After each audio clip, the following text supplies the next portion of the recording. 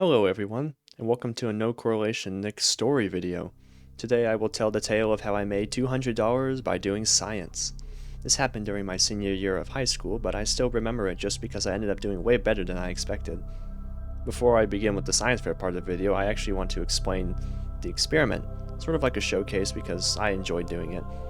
Though if you want to skip to the science fair part of the video, then use the chapters I put in the description. My project was about water rockets and how changing the amount of water you put inside of it can change the max height it flies when all other variables are kept constant. If you don't know, water rockets rely on water and air, kind of like how most rockets rely on liquid fuel and oxidizer. That's just a quick summary though. I knew that there was a sweet spot for water amounts, but there was no source that explained exactly where.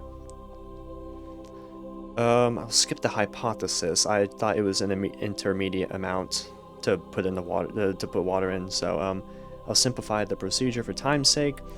Number one is I needed a sound design for the rocket. Luckily there was a kit online, and I bought that, and that saved me a lot of time versus hand making it. Hand making the rocket myself.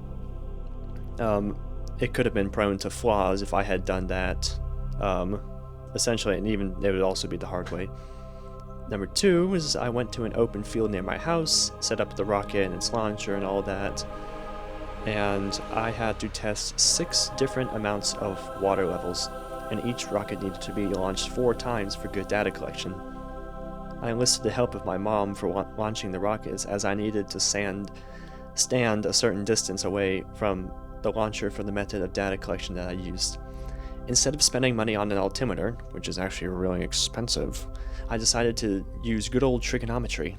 By standing a known distance away from the launcher, which was 8 meters in this case, I can use a leveling app to record the angle that the rocket appears to be from my eyesight. Then, I can use that angle, and the equation, the tangent of an angle is equal to opposite over adjacent sides on a triangle. Then, I can use the adjacent side times tangent of the angle to find an approximation of the rocket's height. To top it all off, I added the height from the ground to my eye level for added accuracy. Did the exact height matter so much? Sort of. As long as the method was accurate enough to identify a trend in data, it was usable for this case. Then, the average angle was taken for each of the water levels, and the height was calculated. I ended up using both measurements in the end so that I had 2 trends to compare. The graphs both followed a parabolic trajectory. But quickly I noticed that the most optimal water rocket volume hovered around 400 milliliters, but the top of the parabola looked to be about 450 milliliters. Now, if I actually put the graphs in, which I definitely will, you'll notice that on the angle versus height graph, one of the measurements seems way off, and that's because using the tangent function, it has an asymptote at x equals pi over 2, or in this case 90 degrees of an angle.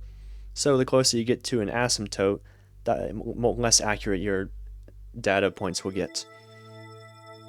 My hypothesis in this case, which was the intermediate amount, was supported. For the whole what purpose does this even serve part of the project, I'll save that for later because I almost messed that up in front of the judges. Okay, with the experiment out of the way, time for the good stuff, the science fairs. It started at the school level. I spent one night printing everything out and making my poster board look nice, got an outfit ready, and slept peacefully, ready to take on my first true science fair. I can't actually remember the last time I had done a science fair, so this one may have been my first one. I woke up and then realized I was sick. I probably had the flu or something similar, but I couldn't go to school. So what did I do? I actually don't remember. I mean, I was sick and it was long ago. But I think I had to turn in my board before the science fair itself. But the problem was I couldn't present my project to the judges. Well, that's it. The end. Thank you for watching. Make sure you like it. I'm just kidding. While I personally wasn't able to present in person, it was still judged anyways. It was probably because I had messaged my chemistry teacher the morning of, and she must have liked me enough to still give me a chance. My mom offered to go in case I end up winning anything, you know, like to bring anything back if I did win, to which I said, please go. Thank you so much. I wasn't sure if I actually won or not, but then an hour later she came back holding a small bag of school merchandise and a ribbon for first place. You see, science fair projects are judged by category rather than with everyone else because it wouldn't be fair to judge a physics project and a plant project in the same group, right? Well, let me elaborate. I had entered my project in the physics and astronomy category, and the number of people in said category is usually lower than others.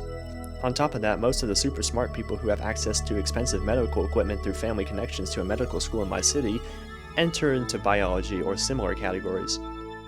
My simple water rocket doesn't compare to something like detecting brain cancer in rats, which, if I remember right, was someone's actual project. With all of that in mind, I was also a senior competing against younger individuals. I likely had more experience with research than my peers. You see, science fair was required in pre-AP, or advanced, classes, so the only other time I had done a project like science fair was in 9th grade, but I didn't do science fair though. My guess is that only the truly dedicated students willingly did science fair when they didn't have to. I, without realizing it at the time, had played my cards right, walked away with first place, and had a chance to showcase my project at the regional science fair. On the final day of February, I got to skip school and go to my city's university for the regional science and engineering fair. There were about 10 people, including myself, entered in the physics category.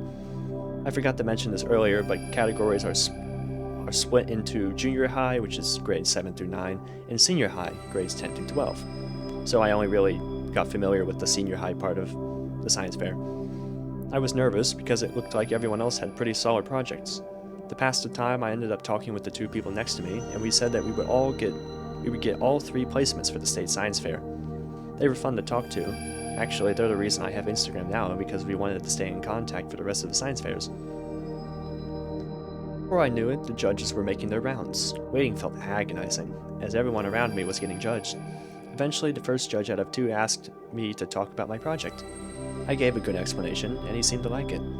After I told him about the inaccuracies of the tangent function, mentioned in the experiment chapter if you didn't watch it, he mentioned that calculus could have been used to know where the best distance to stand from the launcher is, and the reasoning behind that is just lower angles give more accurate data points. He seemed genuinely interested in my project, but little did I know that he was the judge who seemed to soften everyone up for the next one. I only knew about her from eavesdropping on the other projects while they were being judged. Soon enough, she came over to me. Let me just say that judges aren't trying to give you questions that are impossible to answer. Rather, they are simply testing how far you went in your research. I felt challenged, but at the same time, I liked it. I don't remember what she asked me that day, but likely helped my chances of advancing to the state science fair. I went home after judging ended and came back in the evening for the award ceremony. Aside from the 2 people I'd met earlier that day, my peers from school were the smarties in the other categories, mostly biology. They got all of their fancy schmancy awards and stuff, and then I came along. Did I know who they all were? Yes, in name, but it's not like I talked to them. Did they know me? Probably not. So when it finally came time for the physics category, my name was called, and I could tell there was a subtle idea of who is this guy as I walked over to accept my award. Did I care? Of course not. I ended up getting first place in my category and an award for having the best project that heavily used metric units. I was off to the state science fair. Oh, and about those 2 people I mentioned earlier, we actually all placed for state. So, yay, we did it. The defining event of this video has arrived. A couple months later, I drove to a neighboring university to present my project at the state science fair. At this point, I knew what would happen. I set up my project, then I got judged, I talked with some people to pass the time, and eventually get results. When I arrived, the mood was different, however. It was lighter. I soon realized that this science fair was going to be more fun than the previous ones. The people who organized the event held this big thing. Well, I don't remember if it was trivia or something else, but they did give out prizes. I didn't get one, though. I don't recall. After that, I went around and looked at who I was going up against. Sadly, the 2 I met at regional were nowhere to be seen, so I was on my own. They either couldn't make it or they got sick, is what I think. The first board on my right belonged to a group from a fancy schmancy smarty pants school that was about an hour's drive away from where I lived. Through conversations later that day, I learned that there were 2 schools that seemed to always compete closely at science fairs. Mine and the smarty pants school. Going back to that group's board, which they had 3 people, they were doing something with x-rays and different metals, and it sounded really smart, but that's pretty much all I remember about it. The second board to my right experimented with different bullets in penetration, or same bullet but different penetration surfaces. It's not super important for the story, but I thought their project was pretty cool. I wish I could remember what the third board to my right was, but I remember that her board was decorated really well, and she ended up doing well when the judges came around. Okay, now for the final round of judging for this entire story. This time, both judges came to my board at the same time. Everything was going right, and then I asked the judges if they had any questions, and immediately I get hit with the worst one. What does this project actually do? Oh, that's a hard one to answer. I thought in the unspoken 5-second window I had to speak before it became obvious I didn't know. I stuttered, but then an idea popped into my head. Okay, it's obvious this research may not serve a practical, scientific purpose, but there's one thing it can do. I told the judges that it was a way to educate the youth about complex rocketry in an easier to understand way. It was a Hail Mary for sure, but I think it actually worked. That's not what I was thinking at the time, but based on the video's title, it did help in some way. The rest of the day was uneventful, so I'll fast forward to the next day. I had a lot of time to kill when the general public was allowed to view the science fair. I walked around to look at the other exhibits, but eventually I saw them all. The university was actually holding a planetarium show that day, so I went to that. I liked it, it was pretty cool. After that, I walked around the campus. It was lightly raining, so picture me all dressed up, walking out around alone with an umbrella. The award ceremony eventually arrived, and my mom and brother decided to come watch. I listened to the other categories get announced, and it's finally time for the physics category. As I named off honorable mentions, I wasn't included. Uh-oh, I must have flubbed the judging, right? This is it. Then they got to the podium winners, and I prepared myself for nothing. However, I was shocked when my name was announced for second place. I was given a certificate and a check for $200. The group with the bullet experiment got first, by the way.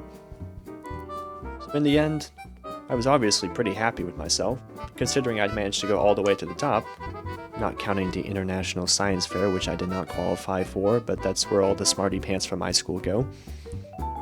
I got to research something I liked, and I got rewarded for it. Pretty cool, right?